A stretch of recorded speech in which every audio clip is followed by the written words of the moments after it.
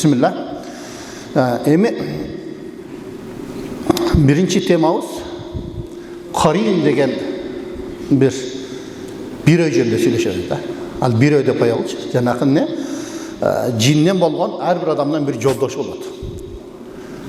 Пайгамбар хадисинде келет, ар бир адам жаралганда бирден периште, бирден шайтан кошо жаралат дейт.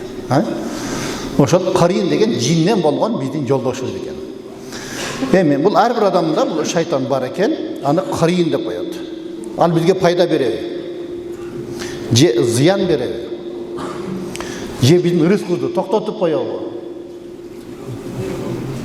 Же проблемаларга себеп болобу? Бул өзү ким бул? Анын миссиясы эмне? Деген суроо да, Карин.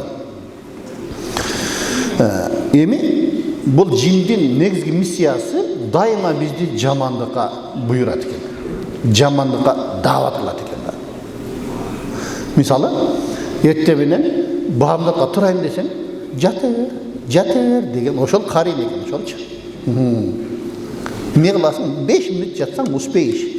Кайра туруп окуп аласың. 10 мүнөт жат, жетишесиң. Убакыт бар күн чыкканга чейин деп, жанагы азгыра турган ошол Карин деген экен да. Дайыма бизди эмне? Жолдон алып чыкканга, ошол жаман жолго бизди дайыма буйруп турат экен. Эми ал жөнүндө Аллах Таала Али Имран сүрөсүнүн 175 аятында айтат экен. Иннама заликумуш шайтану юхаввифу аулияаху фала тахафухум ва хафун ин кунтум муъминин. Эми мына кыргызчасы. Мындайда шайтан гана силерге өзүнүн жан жөкөрлөрүнөн коркутуп берет дейт. Коркутуп берет дейт. Эгер силер ыйманы бекем пенделер болсоңор, алардан эмес, менден гана коркула дейт Аллах Таала. Демек Аллахтан коркуш керек экен да. Эми ал жанакы ичиңден азып тигиндей болот, ана мындай болот деп ар кандай коркунучту сала берет экен да. Эми сен андай болсоң, анан тигиндей болуп калат, мындай болуп калат деген ар кандай бул азырыктар келе берет экен. Аллах Таала эмне деп атат? Ал коркутат дейт. Андан эмес, менден коркула дейт. Демек жалгыз Аллахтан коркушубуз керек экен. Эми дайыма эле коркута берет экен. Бирок анын дарысы дагы бар экен да. Аллах Таала Куранда айтып атпайбы? Ал эми коркутат силерди. Андан коркпогула ошол шайтандан. Менден коркула дейт. Анын дарысы кандай? Анын дарысы Зухруф сүрөсүнүн 36 аятында Куранда Аллах Таала дагы айтат. Эмне? Анын дарысы Куран окуу, көп зикир кылуу керек экен да. Ал жөнүндө мындай. Ва май яшу ан зикрир рахмани нуқаййид лаху шайтанан фа хуа лаху қарин. Кимде ким, мейримдүү жаратканды эстегенге кайдыгер карай турган болсо, эгер кайдыгер карай турган болсо, ага шайтанды кошуп коебуз, ошентип ал анын жакын жолдошу болуп калат дейт. Эгер биз Аллах Таалага жакындабасак, Аллах Таала ошо шайтанды кошуп коет экен бизге. Биздин жолдошубуз шайтан болот экен да. Биздин жолдошубуз шайтан бойдон кала берет. Кудай Таала мөз сактасын. Эми ал жерде анан кутулуунун жолу. Мисалы биринчи Аллах Таала айтты, бул шайтандан коркпогула, менден коркпогула деди. Эгерде сен мага жакындасаң, мен сени куткарам деп атат Аллах Таала. Эгер менден алыс боло турган болсоң, Аллахтын зикиринен алыс болсоң, анда шайтанды сага шерик кылып коем деп атат. Баягы жерде. Жанакы эми менен кала берет экенбиз да. Жолдош менен. Эми андан кийин жамандыкка ал чакырат экен. Эми биз аны түшүндүк да, билдик. Ал дайыма бизди жамандыкка чакырат экен. Ошого биз дайыма зикир менен, намаз менен алек бол, ошого бекем боло турган болсо, Кудай Таалам өзү ал нерседен бизди алыстатат экен. Биз ошо намаз менен, зикир менен гана ошол шайтандан алыс боло алат экенбиз да. Эми ал нерсени азыр мен айткандан кийин ойлоносоңдар керек, чындап эле ошол жанакы Карин турбайбы деп. Адамдагы ичиндеги азгырык бар го, ошол азгырык да. Эми аны кантип кутулабыз десек, Аллах Таала Анкабут сүрөсүнүн 45 аятында айтат. Aqimус salata inna salata tanha anil fahsha'i wal munkar wa la zikrullahi akbar wallahu ya'lamu ma tasna'un. Sadaqallahu. Namazды да кымтыксыз өтөгүн дейт. Демек Аллах Таала бизге буйруп жатат. Намазды кымтыксыз өтөгүн дейт. Намаздын чыгында окугун дейт. Намаз абийирсиз, жоруктардан да, күнөө иштерден да кайтарат. Алланы дайыма эстеп жүрүү албетте эң улук иш. Демек Аллахты эстеш керек экен. Дайыма эң улук иш. Намаз бизди жаман иштерден тосот экен. Аллах силер эмне кылып турганыңарды билип турат дейт. Эми намаз Bizi негизи кайтарыш керек да. Жаман абериш иштерден. Эгерде намазды окуп алып туруп деле жанакындай туура эмес иштерди жасай турган болсок, анда чоң суроо белги бар да. Намазды кантип окуп атабыз? Неге окуп атабыз? Неге намаз мени ошондой иштерден тоспой атат? Деген маселе да бул жерде. Ошондуктан намазды биз чындап берилип окушубуз керек өзү негизи. Биз болсо эмне намазга турабыз, Аллаху акбар деп, тилибиз айтып атканы менен мээбиз менен жүрөгүбүз дордойдо жүрүшү мүмкүн да. Же болбосо бухгалтерияда жүрүшү мүмкүн да. Бул ишти мындай кылам, тигиндей кылам, муну тиге берсем, буга берсем деп туруп, кээ бирлер ушу намазда турганда бухгалтериясын бүтүрүп алат экен го, ойлонупчу. Кассаны эсептеп коет экен намазда турганда. Карасаңар, шайтан да азгырып атат да баягы жерде. Бийди алыстатат да баягы жерде. Эми демек зикир, Кур'ан ошолорду биз бекем боло турган болсок, иншалла сөзсүз түрдө бизге анын пайдасы тиет экен. Демек шайтан бизден алыс болот экен. Демек бул түшүнүктүү болду, туугандар. Демек бул биринчи темабыз болду. Жана карыйын деген жолдош шайтан жөнүндө болду. Бул биринчи тема. Бүгүн айтканбыз бир нече тема жөнүндө сүйлөшөбүз. Эми экинчиси, мына жаз жакындап калды. Хижап боюнча бир мисал келтирейин. Өзү хижап дегенде мындай жабыш керек да. Оробош керек. Мисалы кээ бир аялдар, кыздар футболка, чыпыйган бир нерселерди кийип алат. Ал жөн эле ороп койгондо бүт бөлөк салак баары көрүнүп турат да. Ал хижап болуп эсептелбейт. Жолукту салса эле хижап деп эсептелет. Жок, жолук бул хижап эмес. Жолукту салып эле денеси бүт фигуралар көрүнүп турат. Кененирээк кийим кийиш керек да өзү негизи. Кененирээк кийим кийиш керек. Эми бир мисал катары айтсак, бир киши дейт кызына өтө кымбат iPhone телефон алып бериптир. Өтө кымбатынан, эң жаңы версиясынан. Алып берген экен, анан карап турса, баягы кыз сразу эле стеклосуна чаптаптыр. Не деп коет аны? Защитник. Бир солай чаптаптыр. Андан кийин экинчи чехол кийгизиптир. Баача. Анан кызынан сурап да, кызым, не сени бирөө мажбурлап атабы ушундай кыл деп десе, жок. Сен анда эмне фирмадагылардан да кыйынсыңбы? Ошол бойдон пайдалана бербейсиңби десе, жок ата. Бай фирмадагылар өзү ошону сунуштайт бизге. Түшүп кетсе бети сынып калбасын, экраны чийилип кетпесин, ошого жанакындай эме чаптагыла, чехол кийгизип алгыла деп туруп, фирмадагылар өзү бизге ошону сунуштайт дептир. Кыз айтып атат да баягы жерде. Анан сен сыртына баягы чехол кийгизип койдуң, мухаба кийгизип койдуң, бул жаман көрүнүп калбадыбы анан? Сенин телефонуң өзү сонуга заводской десе,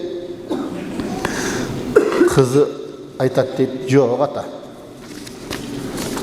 Телефон жаман көрүнсө көрүнө берсин, зато ичи нормально болуш керек. Ичи чийилбаш керек, жаңы ойдон туруш керек. Эгерде ал сырты жок болсо, бетиндегиси жок болсо, жаракка кетип калышы мүмкүн, анын баасы түшүп кетет. Жаман көрүнсө көрүнөр, зато бул ичи таза турат, ошентип айтат дейт. Ошондо атасы айткан экен, "О кызым, хижап да ушундай нерсе" деген экен да. Кызыначы. Хижап да ушундай нерсе. Аллах Таала буйрган аны. Мен айтсам сен ойлоп атат окшойсуң, эмнеге кием деп туруп. Арзыбаган мисалы көп болсо 2000 доллар телефонуң сен ушунчалык эметип атасың, аздек деп карап атасың. А сен миллионго бериз кызымсың сен менин. Неге сен өзүңдү мындай хижап кийбейсиң? Деп баягы кызым уят карган экен да баягы жерде. Кыз ойлонуп туруп калды дейт баягы жерде. Чындап эле депчи. Себеби бул Аллах Тааланын буйругу кызым дептир. Бул буйрук Аллахтын буйругу кызым. Сен Аллах Тааланын буйругун аткарышың керек. Себеби аял заты ушунчалык бир сулуу, аял затынын сулуулугун ак нике менен тийген күйөөсү гана көрүш керек. Сен неге көчөгө чачыттарыңды жандырып чыгасың? Сен телефонду аздектеп атпайсыңбы? Неге сен өзүңдү аздектебейсиң? Сен жөнөкөй бир адамдын айтканын кылып атасың, мисалы, фирманын директорлори жасаган заводдун айтканын кылып атасың, а бирок неге бизди жараткан Аллахтын айтканын кылбайсың, кызым? Sen özüңdü oşonday kara, telefonda emes dep düşündürüp koygan eken. Düşünüktü boldu da. Doğru. Telefon ne kopası 2000 dolar kayra tavlat tabulçu. Ha bирок bu ayal zatı köz degen nerse var. Ha? Nazar degen nerse var. Oşoндуктан бул жерде эмне? Ayal zatı oşol jamınıp жүргөнү жакшы. Эми анткени бул дүйнөдө кээбирлер ойлойт да. Аллах Тааланын буйругу десе бул эмне? Аялга бул зулум кылып коюп атабыз. Неге бул ачык-чачык, эркин каалагандай жүрүш керек да деген ойлор айткандар бар да. Жок. Бул эмне? Зулумдук эмес, Аллах Тааланын буйругу. Аялга пайда гана алып келет да. Зыян алып келбейт. Пайда гана алып келет, зыян алып келбейт. Анткени бул Аллах Тааланын берген сулуулугу. Ал сулуулукту ар кимге көрсөтпеш керек. Шариат уруксат берген адамдар гана көрүш керек да, мисалы. Ошондуктан баягы кызын айткан насааты. Кызым, Аллахтын кулу бол, моданын кулу болбо деген экен да. Азыр бизде чындап эле моданын артынан чуркап атпай барды. Мода анан тигиндей чыгып тур, мындай чыгып тур деп бүт эле ошо моданын артынан жүгүрүп калган кергези. Эми эгерде ошол Аллах Тааланын буйругун аткара турган болсо, демек эки дүйнөдө пайда да. Эки дүйнөдө. Мисалы, бул дүйнөдө караса жолукчан, хижапчан, бул намаз окуйт окшойт деп эле коет да. Туурабы? Бул дүйнөдө да пайда, акыретте да пайда. А эгер элестетип көр, ачык-чачык минивка кийип алган болсо, элдин баары ошону карайбы? Ошону карайт да. Көз деген нерсе бар, назар деген нерсе бар деп жана айтпадымбы? Кудай сактасын. Ошондуктан туугандар, ошол нерсени биз да эске алып коелу. Мисалы, кыздарга ошо узун көйнөк алып кийгизели туугандар. Лачина кийгизип көчөгө чыгарып койбой, же шым кийгизип көчөгө чыгарып койбой, аялдай болгон кийими бар да. Азыр эми жанакында ошо бирөөсү айтат, эркектер узун кийим кийип алып жүрөтүн давачылар бар дейт. Мен айттым, шымды силер кийип алдыңар го? Арго жок алар ошо узун көйнөк кийип атат. Алмаш кылам да дедим. Шымды силер бергиле дагы, ошо давачылар кийген узун кийимди силер кийгиле дедим. Жердечи. Силер алып алдыңар, арга жок алар узун кийип баштады да. Шымды алып алдыңар дедим баягы. Эми туугандар, бул экинчи тема өттү, эми үчүнчү теманы баштайлы. Күн сайын адам үчүн 3 сыноо келет экен. Күн сайын адам үчүн 3 сыноо келет экен. Биринчиси бул биздин өмүрүбүз. Өмүр кыскарып атат. Күн өтүп атат. Бул жактан алыстап атабыз, мүрзөгө жакындап атабыз. Элестетиңиздер, биз күн өткөндөн сүйүнбөшүбүз керек. Күнүбүз өтүп атат. Бирок күн менен кошо биздин өмүрүбүз өтүп атат. Өмүр кетип атат, мүрзөгө жакындап атабыз. Bir күн өттүбү, демек bir күн мүрзөгө жакындадык деген сөз да. Карасаңыздар, бул жактан алыстап атабыз, бул жакка жакындап атабыз. Бирок тилекке каршы өмүрүбүз азайса, сарсана болгон жокпуз. Акчабыз азайса, сарсана болуп атабыз да бизчи. Акча табылат. Туурабы? Акчаны тапсак болот. Өмүрдү таба албайбыз да биз. Өмүр өтүп кетти, бүтү. Ошону эсте сактайлы туугандар. Өмүр кайтпайт. Өмүргө кыжалат болушубуз керек. Пайдалуу өтүү же пайдасыз өтүп атабы? Бул биринчиси экен. Тилекке каршы азыр эми өмүрдү убакытты бекерге кетириш керек дегендер көйүп кетти да. Чайханага барып отуруп, жер бүгүн чайханага бар, бүгүн тиги чайханага баралы деп өмүр өтүп атат да баягы жердечи. Бул мешитке баралы, тиги мешитке баралы деген адам жок да. Баягы жерде. Эми туура, ал бар. Бирок орозодо тандап калат да, бул мешитке барабыз, тиги мешитке барабыз деп. Кээбилер бар, тиги мешитте тарабыны тезирээк окуйт экен, жарым саатта окуйт экен дейт. Ал мешитке барганча жолго жарым саат кетет барышы, кайтышы жарым саат, 1 саат, 1,5 саат кетет да. Үйүн жанындагы мешитте 1 саат эле окулат негизичи. Карасаңыздар, өмүр кетип атат баягы жердечи. Ага сарсана болгон жок. А бирок эгерде акчасы кетсе, аябай сарсана болот. Баласы же аялы бир нерсени төрмө салып койсо, сен эмнеге акчаны коротосуң? Акча кетти, тигиндей, мындай дейт, өмүрүнө кыжалат болгон жок. Бул не? Биринчи сыноо экен. Экинчи сыноо, күн сайын тамак жеп атабыз. Күн сайын тамак жейбиз. Бирок ошол тамагыбыз адалданбы, арамданбы? Эки нерсени эске алышыбыз керек. Эгерде адалдан болсо, сооп иштейт экенбиз. Сооп жазыла берет. Эгер адалдан болсо, анын суроо жообу бар, анын азабы бар. Кудай сактасын. Ошондуктан күн сайын биз ойлонушубуз керек. Мен өзүм үй бүлөмө адал тамак бердимби, арам тамак бердимби? Ошо экөөбүздүн ойлонушубуз керек экен. Бул сыноо экен да биз үчүн. Анткени аялыбыз бизге турмушка чыккандан кийин өзүн тапшырды. Болсо баш ийди да туурабы? Мени ушул багат Алланын астында. Ушул жооп берет деп туруп, өзүн бала чакасын бүт баарын тапшырып койду. Эми ошолорду кантип биз багып атабыз? Ошол сыноо экен да. Ошону дагы эске сактап калышыбыз керек экен. Аны Кудайдын астында жооп беребиз биз. Эгер арам боло турган болсо. Ал эми үчүнчү,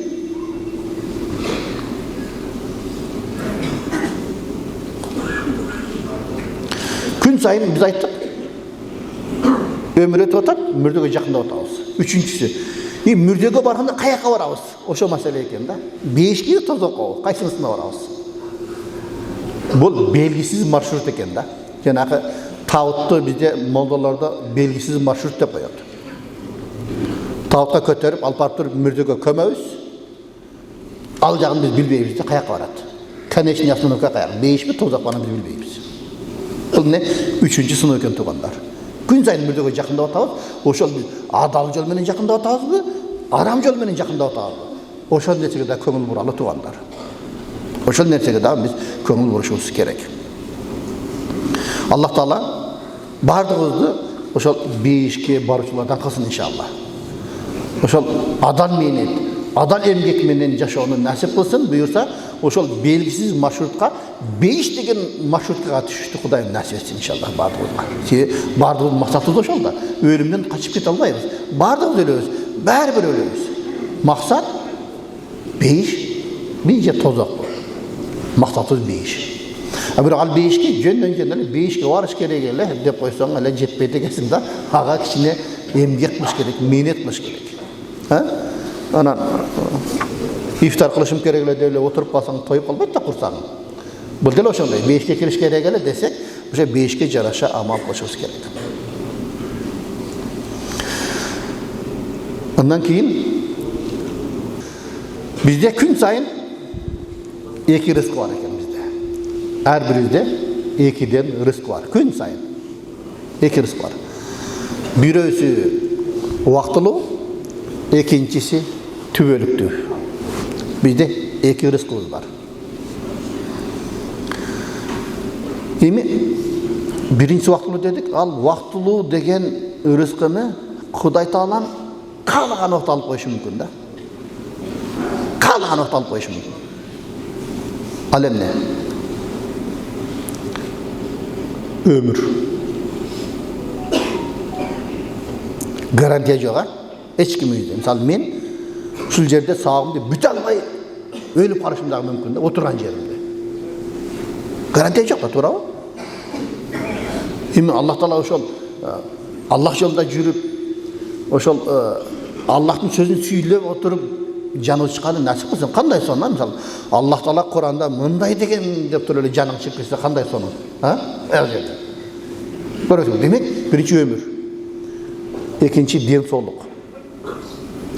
Качан болбосун Аллах Таала bir kırtıkka kaldık koşu mümkün. Kaçan bu salıp koşu mümkün. Perzent, bala. Allah Teala kalasa berip koydu, kalasa kaçan bu salıp koşu mümkün. Bermeye de koyuşu mümkün. Sebep bu vaktulu nerede de? Allah Kur'an'da aytadi ki: "Yahabu limen yeşâ'u inâsa." Kimge kalsam kız berem.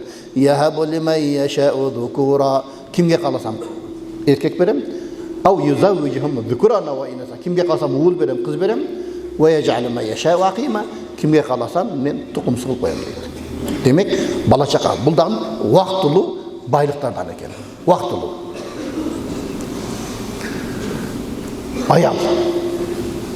Аялыбыз деле, аялдар үчүн күйөө деле бул убактылуу рызык экен да. Любой моментте алып коюшу мүмкүн экен да. Түбөлүктүү эмес. Убактылуу экен баарысы. Ал эми экинчиси түбөлүктүү дейт. Экинчи рызкы бул бизге берилген түбөлүктүү рызык экен. Бул эмне десе, бул намаз экен туугандар. Намазыбыз биз менен калат экен, акыретке чейин барат экен. Акыретте мүрдөгө көмүлгөндөн кийин биринчи суроо намаз жөнүндө суралат экен да. Намаз окудуңбу деп. Мисалы, зуха намаз. Бул дагы рызык экен. Аллах Тааланы эстешибиз керек да. Мисалы, пайгамбар айтат, күн сайын ар бир муунуңарга садака берип турула дейт. Адамда 360 мууну бар экен, биздечи. Муундар бар го. Мында жеткенде 360 сом берип турушубуз керек да күн сайын. Ага күчүм жетпейби? Субханаллах садака, алхамдулилlah садака, ла илаха иллаллах садака зикирлерде ага күчүм жетпесе, күн көтөргөндөн кийин 2 ракат зуха намазын окуп койсоң, ошонун ордун басат дейт. Көрбөйсүзбү? Бул дагы өчө рызык экен да, мисалы. Элдер уктап жатканда туруп намаз окусаң, зуханы окусаң, ата-энеге кызмат кылуу бул дагы эң чоң рызык экен дейт. Машалла, машалла. Ата-энеси барлар бактылуусуздар да. Кимде ошо рызык бар? Ата-энеси бар. Коркутаңдарчы мына. Алхамдулилlah, мына. Жарымыңыздарга Аллах Таала рызыкын бериптир. Ата-энеге кызмат кылуу дагы бул рызык экен туугандар. Ата-энеге кызмат кылуу бул рызыкы. Акыретте көрөбүз иншалла ошонун соолун. Анткени Аллахтын разылыгы, ата-эненин разылыгында, Аллахтын каары ата-эненин каарында дейт туугандар. Ата-эненин кызматын кылыш чоң рызык экен. Акыретке чейин биз менен барат экен ошол кызматыбызчы. Алхамдулилlah. Наркы дүниеге барганда ата-энебиз бизге разы, садаган кетен өңгүн, өскүн, Кудайым тилеңди берсин деп эле койсо, ошол сөзү менен иншалла биз бейишке киребиз. Бул түбөлүктүү рызыклардан экен. Алхамдулилlah. Бактылуу экенсиздер. Мисалы, Кур'ан окуу, Кур'ан жаттоо, бул дагы рызык экен туугандар. Акыретке чейин кетет экен. Мисалы, аялың калып кетет да, туурабы? Биз өлгөндөн кийин аялың калды да. Же биз өлсөк аялыбыз калды. Же аял өлсө биз калабыз дегендей. Кур'ан болсо биз окусак, ошонун сооптор жазыла берет да, акыретке кетет экен биз мененчи. Эгер Кур'анды жаттап окусак, орысча айтмакчы до конца биз менен болот экен, баягы биздин сооп иштерибизчи. Намазды берилип окуу бул дагы түбөлүктүү рызык экен да. Намазды окуганда сооптор болот. Ошол намаз кыямат күнү барганда Аллахым, ушул пендеңди тозокко салбагын, анткени бул мени окуган болчу деп туруп бизге күбөлүк өтүп берет экен. Мына бул дагы түбөлүктүү рызык экен. Жана жакшы мүнөз, пейилдин оңолушу, пейилдин жакшылыгы бул дагы өзүнчө рызык экен. Жакшы мүнөз бул дагы рызык экен. Пайгамбар айтат го, кыямат күнү жакшы мүнөздөн дагы таразыда ооруак нерсе жок дейт. Эгер пейилибиз жакшы болсо, таразаны басып берет экен иншалла. Зикир бул дагы түбөлүктүү рызык экен. Әркімге насип кыла берет экен. Мисалы бизде Аллахым насип кылса, машина менен жумушка барганча астагфирулла, астагфирулла, астагфирулла, астагфирулла. Аллахумма салли аля Мухаммад, саллаллаху салли аля Мухаммад зикир менен алек болуп барасың да. Эгер андай болбосо, өрүп калсың да баягы жерде. Же бирөө менен сүйлөшөсүң. Бул дагы рызык экен да, Аллах Таала әркімге насип кыла берет экен да. Зикир бул дагы рызык экен. Акыретке чейин кала турган. Туугандар менен катышуу бул дагы рызык экен. Түбөлүктүү рызыклардан экен да. Мисалы мен билем, Раматылык Зиядын карекебиз.